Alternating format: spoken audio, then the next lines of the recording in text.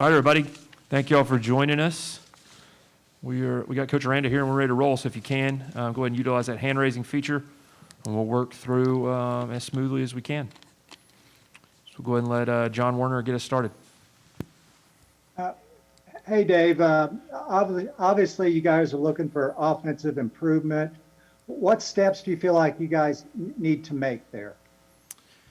I think just honing in on an identity, just runs and types of passes that we can hang our hat on just throughout the week. I think, there has been, different personnel, different weeks available. And I think, and I've been guilty of this as well, of just trying to kind of make things work for that given moment. And I think the key is to build and to hone in on this is us and build on those things week after week. And, I think that really started a couple weeks ago after the West Virginia game. And so I thought there was positive things in this last game. And I think we can build off those things and still kind of hone in on who we are and ID our running game, right, from start to finish. Continue with the RPOs. There's a fair amount of those. There's one-on-one shots that we took on the outside, back shoulder fades that I think we executed really good. There was option routes that we ran, and we with receivers and running backs that we executed really well. And so I think there's things that we can take and build on. I think continuing to work on the things throughout practice so that when we get to games, they're executed at the standard that we want, I think is going to be key there. I also wanted to ask you about J.T. Woods. He seems like he's playing really well. What have you seen from him? JT's got a great intelligence for the game. I think he is an avid film watcher. That position, he controls, that half of the field. And so when we're in our two high looks, which is what we are the majority of the time, he's communicating, are we playing quarters? Are we playing two? Are we playing match quarters? Are we playing, slice two? All these things. And so I think his ability to recognize formations, right, get our people lined up, as well as just the range and athleticism that was, that you saw with that interception. I think he's got it, the mental and the physical piece. So I think the best is yet to come from him. Thank you, Dave. Go to Bryce Cherry next. Dave, you mentioned that the other day that in terms of taking shots down the field, that the pass protection has to be there. It all works in concert with one another. As you guys looked at the film and watched that and broke it down, I mean, did you see more opportunities that you guys could have taken more shots down the field? Yeah, I think we just have to feel comfortable and more confident in just that protection. And I don't really, there was guys that played in that game that we were able to get back on our team on Thursday and Friday, and so they were having, quarantine kind of walkthroughs early in the morning, trying to get them prepared. And, there's really not a position group that needs more cohesion and a collective mind than that group. And so I think, we took our test on Sunday, everyone's negative, right? We've got 2 more tests to go. We are set right now. Obviously with these still 2 tests to take, but we're set to have everybody, which we haven't been in that situation. And then even more importantly than that, we're able to rep everybody throughout the week, and not just, we don't have everybody just for Saturday where there's a guy on Thursday or Friday coming back, but we've got everybody from Tuesday on. And so I think that collective work, I think, is really, really important.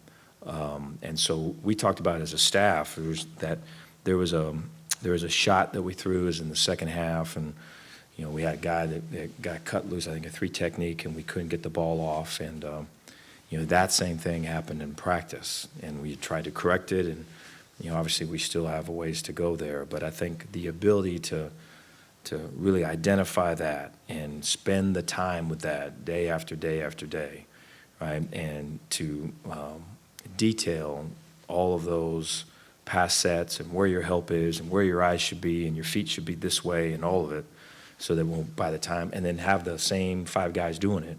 By the time we get to Saturday, I feel like we'll have success with that. And we were able to do that in certain parts of the offense. We just got to be able to keep working. Go to Jerry Hill. Dave, Terrell and Dylan both had double-digit tackles this last week. Terrell's been a man all 3 games. What have you seen from those guys, and how key are they to this defense? They're essential.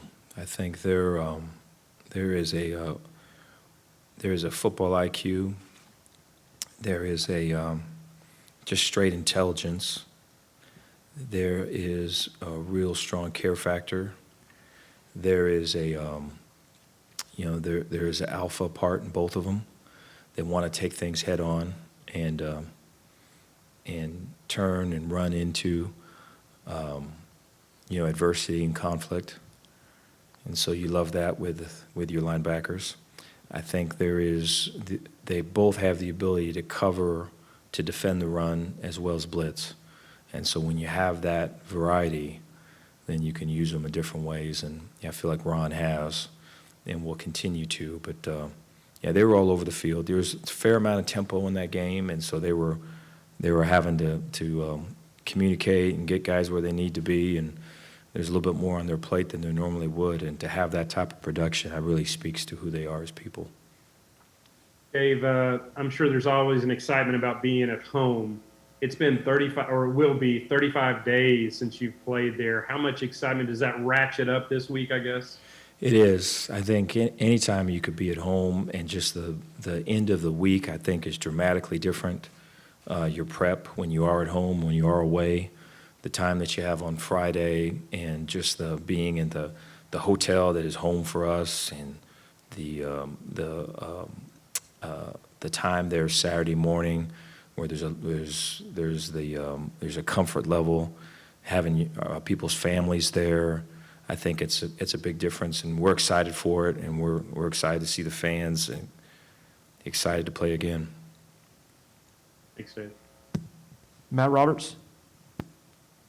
Yeah, Coach, just curious, as you guys, when y'all have been able to play the last couple of, last month, really, it's been disappointing, with the losses. But for you, your team's been hit with its fair share of adversity since really you got here. Have you learned anything about these guys that maybe you didn't know that this last month has shown you that maybe you didn't know about them before? I think I appreciate that question. I feel like you never know what people are going through. And so I think anytime there's adversity, or anytime for me personally, that you're feeling down, or you're feeling the weight of this or the stress of that, I think to reach out and look to help others, to check in on people and see how they're doing. You never know what people are going through. We talk about no man is an island, right? What you give to others will come back into its own. And so we spend a lot of time on that and talk about that as a team, and I've always believed it, but it's highlighted in today's times. And so you look at just the stuff off the field, right? We're fighting the fight on the field. I think there's things that pile up there, and so for us to realize that there's, as much as we want to have success on the field, and we're aiming to, there's bigger things in football, and to spend that time and to get to know your people, I think, is the big takeaway. Thanks, Coach. Go to Kevin Lundqvist. Dave, you've been a part of some big rivalries in your career, obviously LSU, Alabama, when you were at Wisconsin playing Minnesota. But what do you know of this long rivalry with TCU, and do you have sort of an appreciation, since these two schools are within 90 miles of each other? Yes, I've talked with a couple of our coaches here, both about just how long the rivalry has been, kind of the history of the rivalry, had the fortune to talk to Coach Taft prior to the Texas game, and we were able to mention some of this as well. And so it's just was one of the blessings of being at Baylor is the traditions and the rivalries that exist. And so I know that we're playing a team that is hungry and is motivated, and in a lot of ways similar to us, in that they're searching for who they are and what they're all about. And I think both when these things collide on Saturday, there'll be some strong emotion and a lot of respect for their side of it as well. But I think what makes it great, to your point, is the tradition and the history that backs it up. Do coaches, because of what you witnessed as an assistant at Wisconsin and at LSU, that coaches kind of have to be a little bit more trying to keep things as more normal as possible because it is the rival, or rather than treat it like it would be, for no disrespect to Iowa State or Tech or anything like that, but do you notice an uptick, or do you feel like you have to, or did you experience that the week when LSU was getting ready for Alabama or something like that? No, that's a good question. I think the history piece, I think, is important to know kind of what's happened before. And I think, I see it as that, as just an education of this is your past. These are some of the Baylor Bears that have excelled in this arena versus this team, right? And to speak to that. But then outside of that, I see it as the focus is on us. The focus is on our improvement.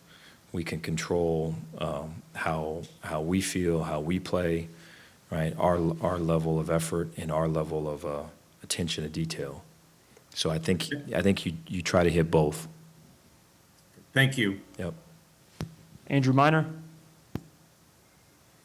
Hey, Coach. I was curious. Have you considered playing anyone else at quarterback, either in a specific package or just replacing Charlie in some of those late game situations? Or do you and Coach Fedora feel that Charlie's the healthiest and most talented quarterback on the roster that gives you guys a chance to win? No, we feel good about Charlie. I think talking with Charlie after the game, just great disappointment. I think at the he's such a competitor. And really felt this last week was one of his better weeks. I think a lot of it is us kind of finding ourselves and what we're comfortable doing offensively. And I think we've made great strides from the West Virginia game to this game in terms of the ball came out quicker, right? I think we were able to throw more RPOs, which I know Charlie feels really comfortable throwing. We're able to get him out of the pocket more. We were in empty, throwing those option routes more. So we're really kind of honing in on the things that he likes. And I think there's still other things that we can really detail and spend time on. And I think we'll continue to see improvement, and we need to. Would you categorize that need for improvement just based on how few practices that you guys have had and the kind of the turmoil and turnover on the offensive line with different looks basically each game? That's correct. Yeah, that's right. I think, it's when you can step away from it, it's always to say, hey, this is what we're doing. We're just going to build. There's times when you're in it, and this is the group I got, is what can we do with this group? How can we best achieve? Maybe we can try to help them by doing this or help them by doing that. And those things, after a while, drag you down. And so the ability to kind of to clean that out and really find the stuff that whether it's the move in the pocket, RPOs, right, empty throws, right, running the football, which we can do more of, and we need to do more of, then I think we'll take off. And I really do feel that. And being around in the locker room after yesterday's walkthrough, I felt that. Or from our players, and they notice and they feel the improvement and the excitement of what's coming next with this game. And so I share in that excitement. Thank you, Coach. Go to Max Olson next. Coach, I ask you this because the Big Ten is going to hold out players for 21 days who test positive. Just in your experience over the last month, what have you kind of learned about how long it actually takes to take a player who is symptomatic and get them ready to play in the game again? Just how long it takes for that reacclimation? It's a good question. My first response would be my experience right now would be that everybody's different. And so there's some that have responded really, you could almost say haven't missed a beat. And then there's others where there's almost like they're gutted to a degree of just, energy, endurance. And so I think it's been a wide variety.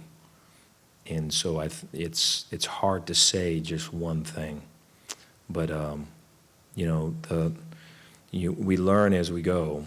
And so I think one of the things I would say that strikes me just about your question too is the ability to stay connected during that time. That's a long time. And I think when everyone is, when you're working to get back and you want to be back and you want to be part of your team and you're working to get back and, there's going to be adversities that team in particular is going to go through or success, and you want those guys that are working to get back to feel connected and be seen and heard and valued. And that's a really big piece just in terms of the mental health, in terms of the team being a team. I think that's right up there with the physical conditioning, is that mental piece. Is the physical conditioning part of that, is that kind of tough to assess with the player just when they're ready to go again? It is. I think there is a science piece that you have in terms of the GPS and everything that we do, so that you can measure it somehow. But then I think, we had even with some coaches that came back, and just after a walkthrough would just be exhausted. They were just like, I've never felt like this before, just this tired. And so I think we have other coaches that didn't miss a beat. And so I think there is quite a variance there. And so you do have science to measure, but it's one of those things to when you're around it every day, per your point, and you see it, you can ID when we're at our best. Thanks, Nate. Go back to Matt. Yeah, Coach, when people talk about Gary Patterson, the first thing that comes to mind is your defenses. From what you've seen of Gary and his teams, what is it about him that makes his team so good, particularly defensively? I think, or I know, the coach is very detail-oriented, and he's a stickler for his standard. And, I was sharing this story earlier, but I remember just as a really young coach, I think it was at Cal Lutheran, and just trying to come across just anything with Gary Patterson clinic, anything Gary Patterson defense. And I remember I would watch it, and I would always be searching out just clinics of coaches and all of it. And Gary's was always different because of the level of detail, because of the time that he took. And that was always striking. And then later, I think there was a video with Coach Glasgow. This was maybe after the Rose Bowl or something that they played. It might have been versus Wisconsin. I think it was right after that. And so it's similar, just like here's someone that's got an answer to all the problems that we're all seeing, and here it is. And I think their ability to adapt, their ability to detail, their ability to be specific and hold to a standard, I think has allowed them to be successful year after year. Thanks, Coach. Go back to John Werner. Dave, y'all had a couple pass coverage breakdowns in the last game. What do y'all need to do there to maybe shore that up? I think so. Those two, we're in cover 3, and we had a third corner, and it was a good. I think it was specific to what we were doing, so it was a great design by them. But number one went vertical for 10 to 12 yards, sat it down, and 2 ran the seam, and the corner should be as deep as the deepest in that third. And they were able to manipulate his eyes and kind of get on top. And then I think we had that happened one time. The other time that happened again, but the other side of the coverage should have been with a middle field safety, and we didn't have one. There was some miscommunication, so we didn't have guys on the same page. And that has not really been an issue. I think some of the tempo and some of their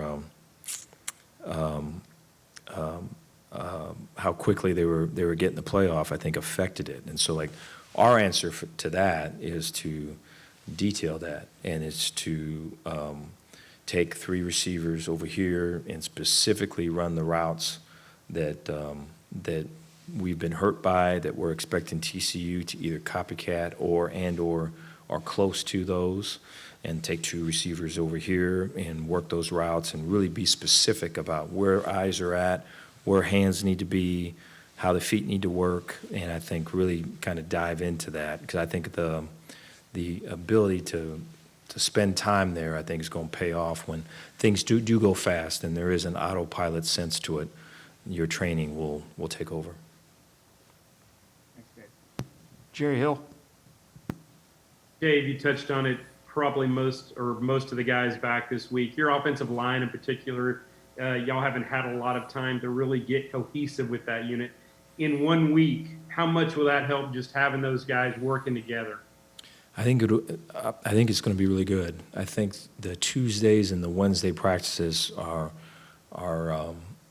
the most hitting that we do, the most team periods that we do, the most involved. You know, I think when you're getting guys later in the week, you have them, but it's walkthroughs, it's kind of teach tempos, it's in ballrooms of hotels and these things, and so to get it to where they're working combos and they're IDing the linebacker and coming off at the appropriate time, or they're working gap schemes and they're making sure that they're getting movement on the down guy. All of those things, I think, to work and get cohesive, and these are our guys, and here we go. I'm excited to see that. All right, we'll let Andrew Miner finish us up. Sure, I wanted to build off John's question about the defense. They've been so good through 3 games of the season, and then those broken coverages that you broke down just a minute ago. Is there, as the offense builds on itself, is there any pressure that they're feeling to, almost play perfectly each game in order to keep you guys in, especially at the start of the season? No, but I appreciate the question. I think our guys are trying to find their identity as well. I think their ability to play straight up, get hands on people, win blocks one-on-one, right? To be able to sit in a front where, hey, this is us, this is where we're at, offense knows it, and here they come, and here we are, and to be able to win in that type of environment, I think is where we are really working to improve on. I think some of our success has been movement up front, has been edge pressure up front, has been disguised coverages, right, in the back end. And all of those things are good, and that's really the nature of today's defensive game. But I do still feel that there comes times to where, they know where we're at, we know where we're at, and let's play this down. And when it gets to that piece, we need to be successful, and that's still a work in progress. Thanks, everybody. Y'all have a great rest of your day. Thank you, guys.